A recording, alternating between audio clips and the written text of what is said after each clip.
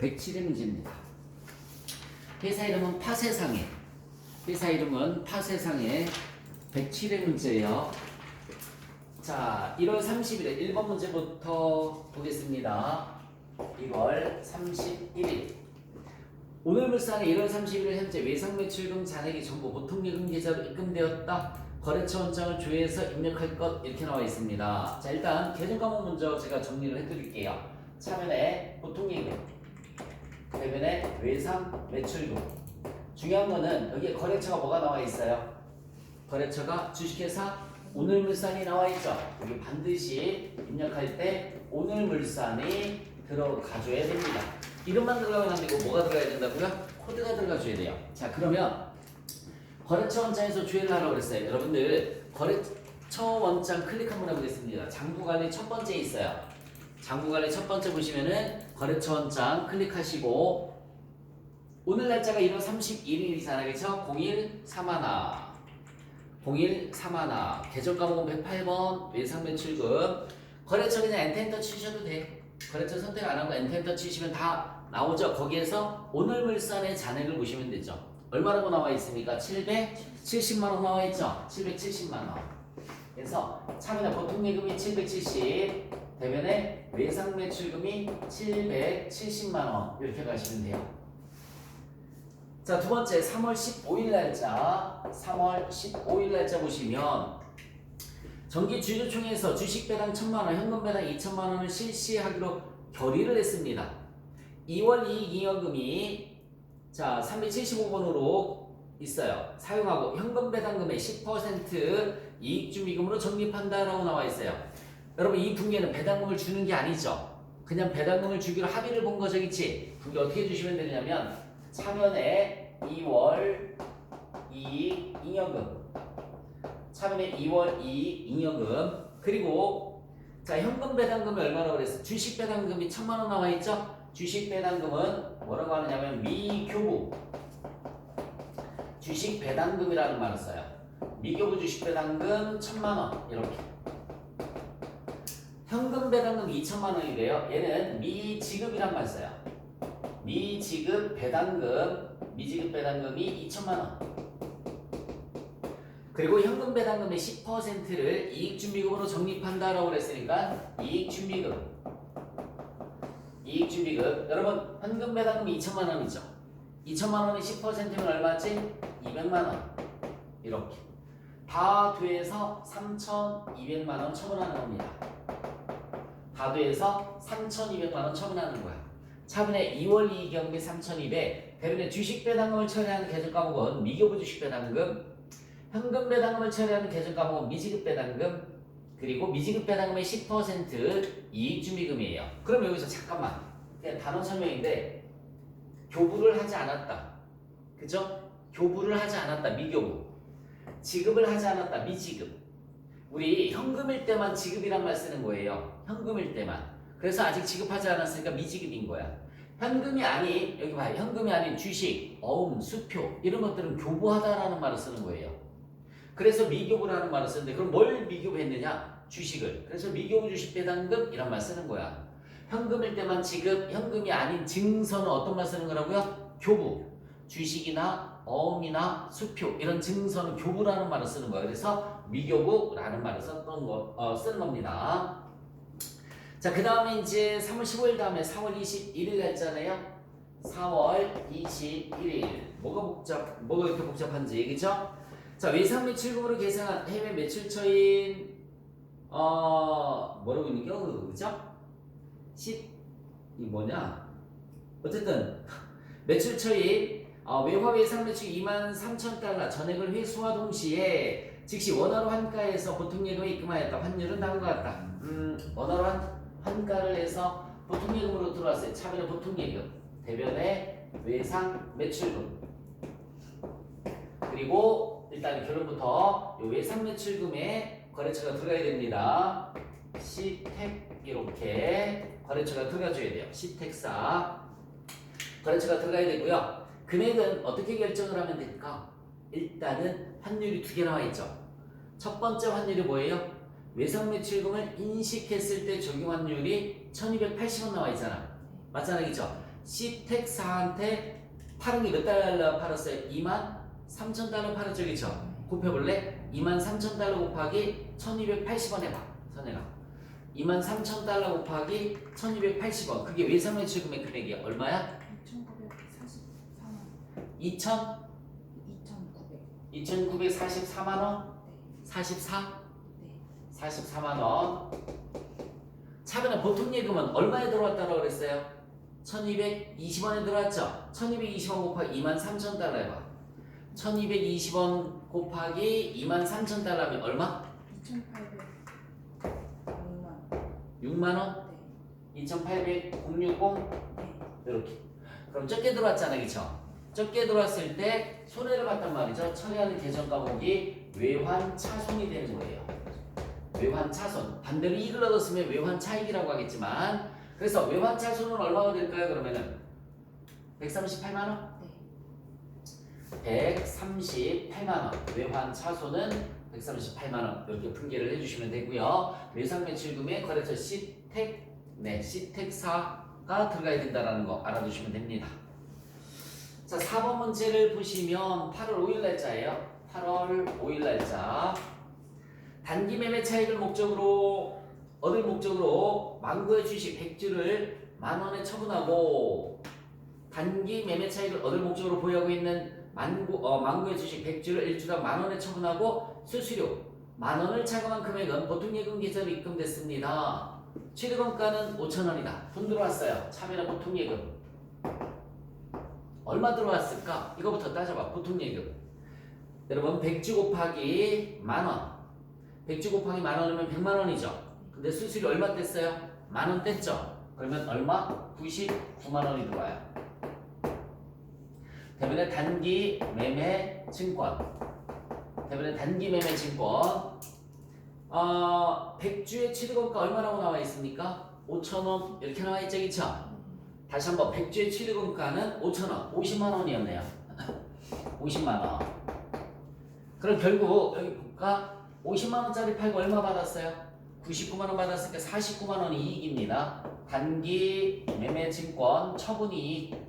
단기 매매 증권 처분이익이 49만 원.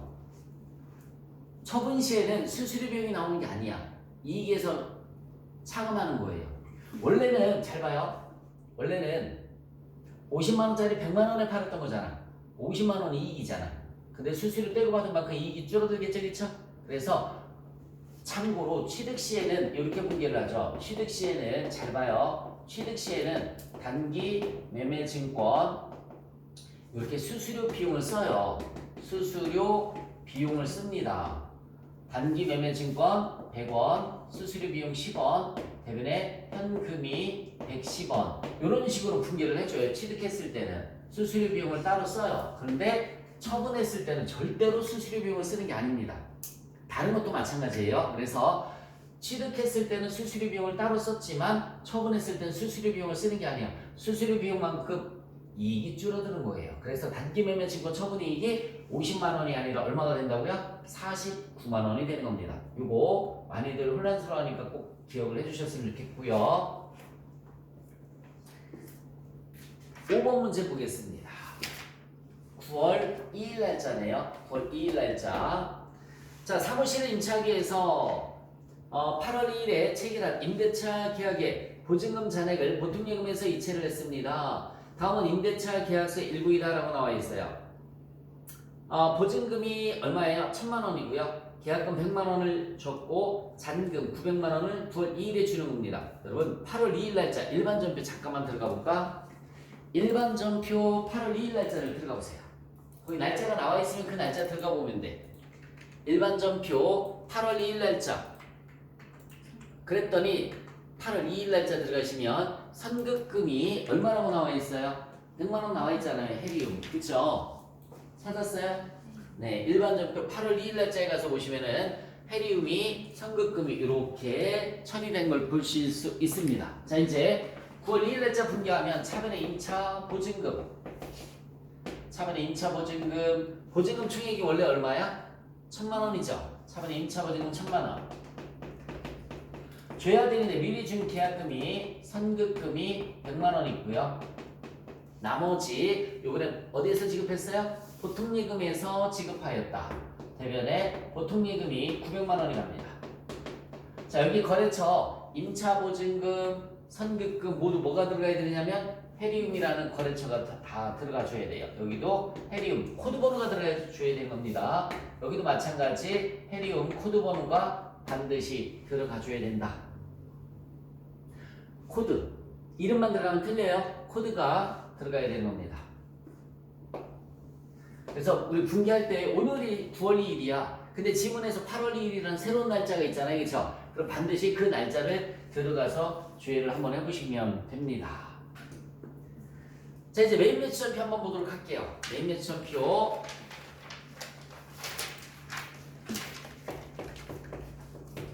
자, 메인 매출전표 1월 15일 날짜 분기입니다. 1월 15일 날짜. 자, 회사 사옥을 신축하기 위해서 취득한 토지 밑줄 쳐보세요.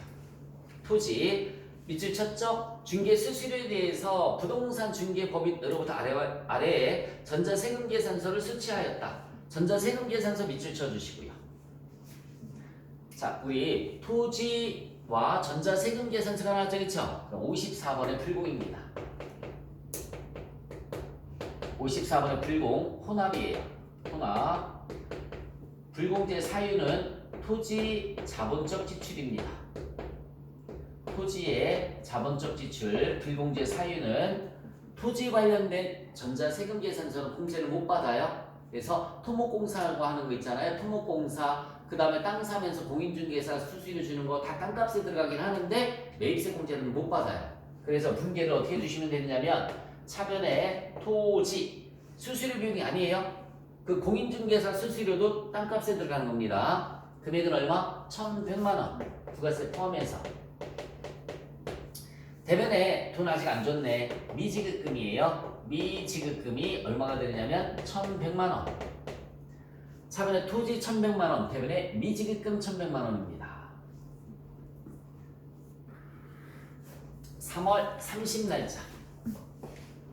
3월 30. 자, 외국인 비사업자예요. 제품을 부가세 포함해서 11만 원에 판매하고 대금은 현금으로 받고, 자, 구매자가 현금 영수증을 요청하지 않았으나 현금 영수증 의무 발행 사업자로서 적절하게 현금 영수증을 발행하였다라고 나와 있습니다. 밑줄 쳐주세요. 현금 영수증을 발행하였다 밑줄 쳐주시고, 자, 이렇게 물건을 팔고 현금 영수증 발행하면 22번에 현금 과세를 줄여서 현과라고 합니다. 22번에 현금 과세를 줄여서 현과라는 말을 쓰는 거고요. 분계는 혼합으로 해주시면 돼요.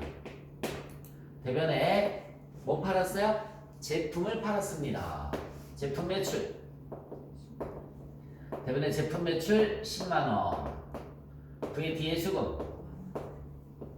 VT의 수금이 만원.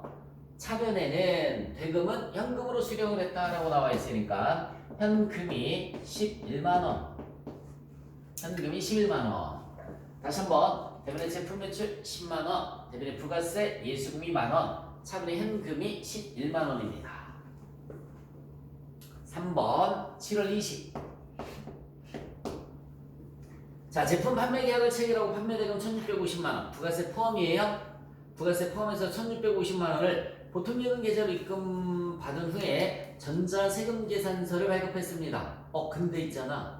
계약서상 해당 제품의 인도일은 다음 달 15일이래. 그럼 물건은 팔았어 안 팔았어 아직? 물건 파는 게 아니죠. 자, 일단 과세용부터 전자세금 계산서를 발급하였다. 전자세금 계산서를 발급하였다 라고 나오면 11번의 과세입니다. 분계는 혼합이고요.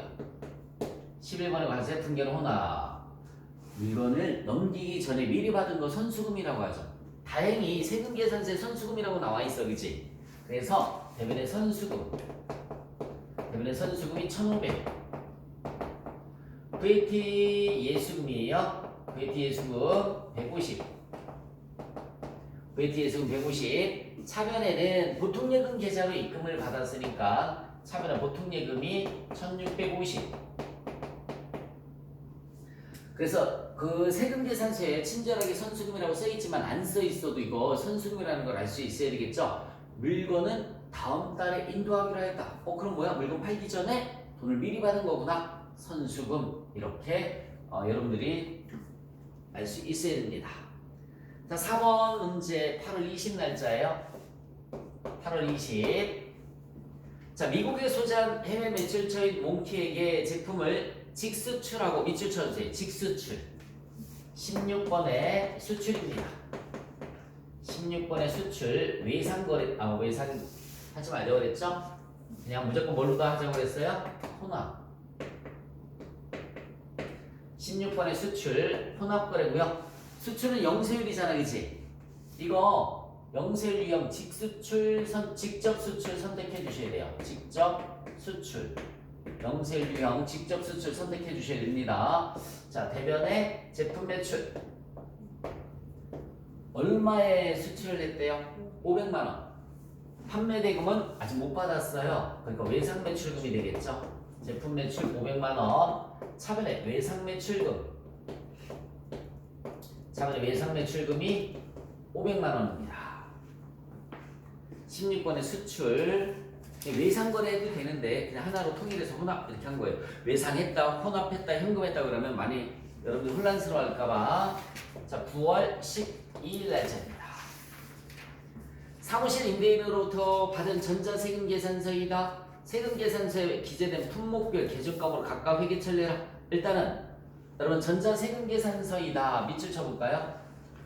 전자세금 계산서 받았어요. 51번의 과세죠. 51번의 과세 혼합거래입니다. 51번의 과세 혼합거래. 분계는 임차료가 있고 건물관리비가 있죠. 각각 분계를 해줘야 돼요. 임차료가 얼마죠? 제가 조금 이쪽에다 쓰도록 하겠습니다. 차면에 임차료가 얼마 있어요? 250. 관리비는 30만 원 있어요. 임차료 250. 건물관리비 30. VAT 대급금은 합쳐서 쓰시면 돼요. VAT 대급금은 합쳐서 28만 원. 합쳐서 28만 원.